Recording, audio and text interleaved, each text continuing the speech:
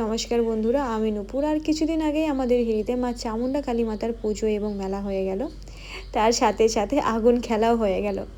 তো এবারটাতে আমি অনেকটা বেশি এক্সাইটেড ছিলাম, কারণ প্রথমবার আমি আগুন খেলা দেখছি। হ্যাঁ, এই 24 বছর বয়সে প্রথমবার আগুন খেলা দেখছি। তো সেই কারণে আমি যতটা পরিমাণে খুশি ছিলাম, ঠিক ততটা পরিমাণেই আমি ভয়ও পাচ্ছিলাম।